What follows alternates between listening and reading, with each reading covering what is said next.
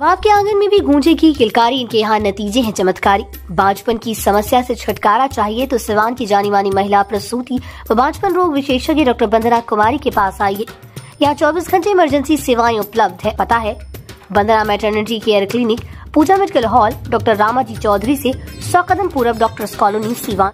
अरे मोदी जब जब डरता है, अरे मोदी तेरी तानाशाही चलेगा। नेशनल हेराल्ड मामले में ईडी ने राहुल गांधी और सोनिया गांधी पर आरोप पत्र दायर करते हुए कहा है कि यह मामला मनी लॉन्ड्रिंग से जुड़ा हुआ है, जिसको लेकर आज सीवान शहर में एक एहतजाज कार्यक्रम किया गया। यानी आप बता दें कि ख्वाजा डॉक्टर एहतसाम के नेतृत्व में कांग्रेस के तमाम कार्यकर्ता सड़कों पर उतरे थे। आप बता दें कि पोस्ट ऑफिस के सामने विरोध प्रदर्शन किया गया, जिसमें नरेंद्र मोदी के खिलाफ जमकर नारेबाजी की गई और ये भी कहा गया कि ईडी को, आपको बता दें कि कहा गया कि ईडी का गलत तरीके से सरकार इस्तेमाल कर रही है और कहीं ना कहीं राहुल गांधी को बदनाम करने की साजिश की जा रही है। इस मौके पर ख्वाजा एहतसाम साहब ने कहा कि जिस तरह से राहुल गांधी लगातार बिहार, यूपी और तमाम अन्य स्टेट का दौरा कर रहे हैं, इसको लेकर बीजेपी काफी डरी हुई है और उसी को लेकर लगातार राहुल गांधी को छवि को धूमिल करने के लिए इस तरह के आरोप उनके ऊपर लगाए जा रहे हैं। सुनिए क्या कुछ कह रहे हैं ख्वाजा एहतसाम।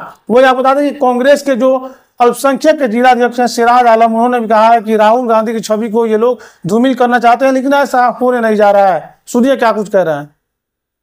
ईडी का राजनीतिक इस्तेमाल कर रही है, ये आरोप नहीं है, ये सत्य है। ईडी का राजनीतिक इस्तेमाल बंद होना चाहिए। इस देश में ईडी का जो कन्विक्शन रेट है वो 0.01 रेट है। ये इस बात को साबित करता है कि ईडी द्वारा जितने भी मुकदमे किए जाते हैं वो सिर्फ और सिर्फ राजनीतिक प्रतिशोध के मुकदमे होते हैं। और ये दमनकारी कार्य जो कांग्रेस पार्टी के नेतृत्व के खिलाफ नरेंद्र मोदी डराने का काम कर रहे हैं, तो कान खोल करके सुन लिया जाए कि हम लोग, कांग्रेस के लोग, जब गोरे अंग्रेज़ों से नहीं डरे तो इन काले अंग्रेज़ों की क्या औकात है। इनको भी जाना होगा, लेकिन हम लोगों ने भी, हमारे नेता ने भी कह दिया है कि आपने जो काम किए हैं, आपके कर्मों का अब हिसाब होगा और आपसे भी हिसाब लिया जाएगा। चूँकि आपके सामने ऐसे बहुत सारे उदाहरण हैं। आप देखिए ईडी का कार्रवाई, हेमंता बिश्व शर्मा जब भाजपा में आ गए, डर के मारे ईडी खामोश हो जाती है। जब सुदेंदु अधिकारी भाजपा में आ जाते हैं तो ईडी की कार्रवाई बंद हो जाती है। यानी कि वॉशिंग मशीन में धुलवा लीजिए, ईडी जी आपको प्रणाम कर लेते हैं। ईडी का मुसलसल ये गलत इस्तेमाल है। और कांग्रेस ये कहती है कि नेशनल हेराल्ड की जो संपत्ति है वो कहीं ना कहीं पारिवारिक संपत्ति है। देखिए, नेशनल हेराल्ड का जो हकीकत ये है कि नेशनल हेराल्ड जो है 1938 में पंडित नेहरू के द्वारा इसको कायम किया गया। एसोसिएट जनरल्स एक कंपनी पंडित नेहरू जी ने अपने साथियों के साथ मिलकर बनाई। ये आज़ादी के लड़ाई में इस अखबार का बड़ा योगदान था। कांग्रेस का ये मुखपत्र होता था। स्वतंत्रता सेनानियों की बातें और संदेश लोगों तक पहुंचाने का प्रमुख जरिया हुआ करता था।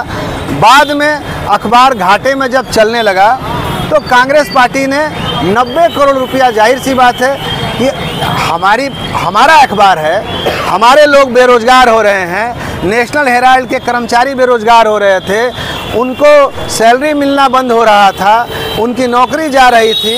नेशनल हेराल्ड को बचाने के लिए कांग्रेस पार्टी ने 90 करोड़ रुपया का कर्जा दिया। इस पर ईडी ने मनी लॉन्ड्रिंग का मुकदमा कायम कर दिया। ये सब पूरी जनता को मालूम है कि मामला क्या है। हमारी कंपनी, हमारा अखबार, और हम उसको बचा रहे हैं तो हम ही दोषी हो गए। ये जनता के आंख में धूल झोंकने वाला काम है।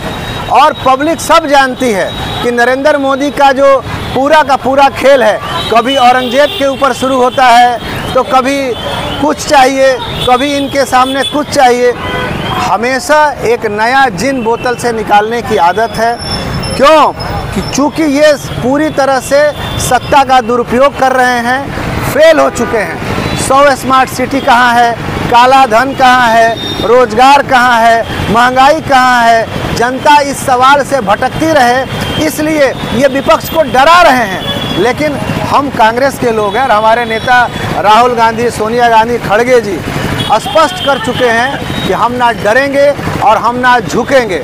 और एक बात और हम बताते चलें आपके माध्यम से, पंडित नेहरू के बारे में जब आप पता कीजिएगा तो आज़ादी के समय जब भारत सरकार का गठन होना था तो भारत सरकार के और भारत के निर्माण में 196 करोड़ का संपत्ति उन्होंने दान में दिया था, जिसमें कि स्वराज भवन वगैरह तमाम और भी इलाहाबाद की ज़मीनें और बहुत सारी संपत्तियां, जिसकी मौजूदा कीमत जो है वो 10,000 करोड़ है।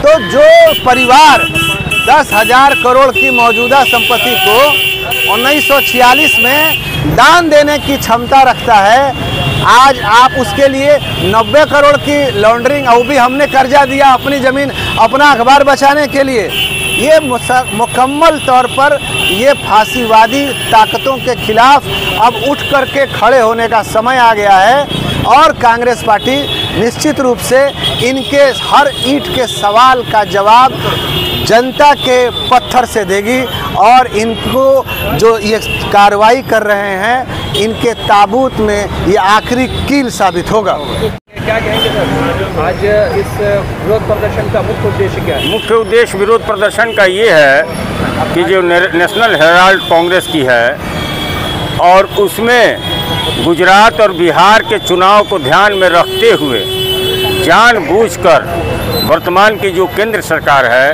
कांग्रेस के जो बड़े लीडर हैं राहुल जी, सोनिया जी, उन पर ईडी की कार्रवाई करने की कोशिश कर रहे हैं और कर रहे हैं।